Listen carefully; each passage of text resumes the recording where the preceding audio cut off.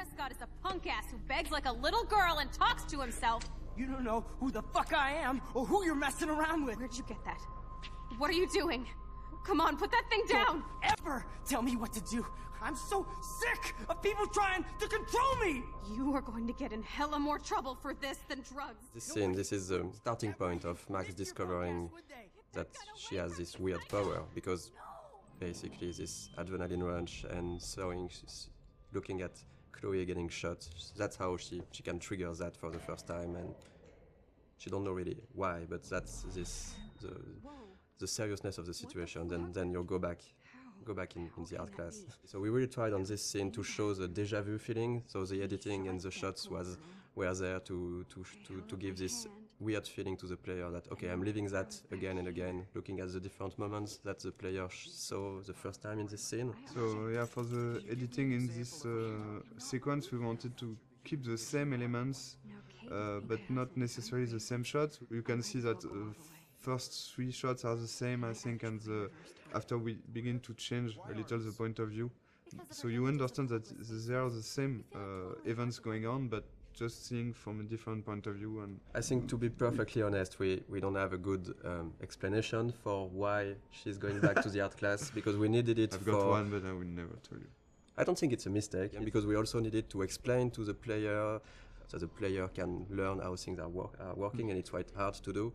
So we took this freedom to have Max go back to the art class, which, even if it's a bit contradictory with how her power works after that. We are using this to explore more of Max's personality, of the characters, and because that's the way we created the character. Max, as we've seen that with what she's thinking. She has a lot of insecurity. She has issues to go forward in her life, to take decisions, and now she has this ability to not going forward, but going even backward. So it's an interesting storytelling device to question with our character and with the player, of course, to question choice and consequences, to question fate, to question really interesting issues. I think Max would never have changed as much as here in our story without this power and without this sci-fi element. So it puts the player in a very interesting position, because she will ask himself why he's doing some interaction. He can undo the interaction and try something else, but also Max, by doing this, will ask herself, am I doing the right decision? Is it the good choice or not? So we deconstruct the mechanism of classic adventure game, just by adding this power and the fact that you can undo things and try another things. Of course, in most games, you can do it with quick save, quick load, but it's like you said, it's only the player who do that, and that's one of the main themes of the games. That if I had the power to rewind and to change things, should I do it? Because sometimes it can be really seen as lying, as if I say a lot of things that you don't like, and if I go back in time and don't say them to try to, so you're not angry at me, it's a bit tricking. So we are really asking those questions, and in the beginning of the game, we are letting the player and Max do it a lot. She's getting to make a lot of friends with this rewind. But later in the game, and especially in episode 5, we are really questioning this to see maybe it wasn't the right thing. Maybe what you did to try to lie to people with your power, was it really good? And that's something that can be interesting for the story, but also to ask the player at a moment. I think this is what we wanted to do also with this game, to show that it's difficult to make the choice, and it's even more difficult to live with it, but you have to learn to do that. And even if you could hesitate a lot, there is no perfect way to do things. Okay, if I'm crazy, I might as well go all the way. Can I actually reverse time?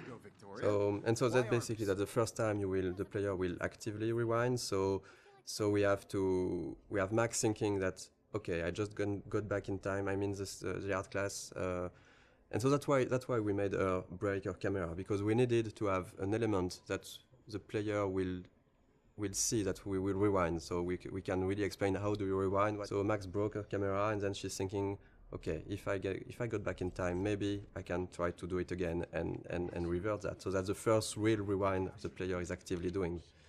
It's okay. We don't really want the players to use the rewind all the time. But since it's important in the beginning of the game to really show the player the tools he have, And it was important for us to have this in this scene, to have a lot of use of the rewind, so he can really, okay, I know how it is now, and now I decide if I use it or not. I hope I have enough time to get to the bathroom. Please, please. I can't tell anybody. They'll think I'm crazy. Since we are really playing the game with the point of view of Max, for her, not everything is clear, so it shouldn't be clear for the player. So, but there is a lot of hints that should really guide the players to understand what's happening. We have a lot of symbolism with totem spirit animals. We have the doe, and you can clearly see in episode 4 that the doe is linked to Rachel, and it's basically somehow a presence of Rachel that's guiding Max at moments. I'm not sure that a lot of players notice that, but in episode 2 actually, when you see the doe in the junkyard, it's precisely where Rachel is buried. There is this mystic feeling around the town, and since we didn't want to clearly explain everything, it's part of what makes Arcadia Bay a bit different and a bit special.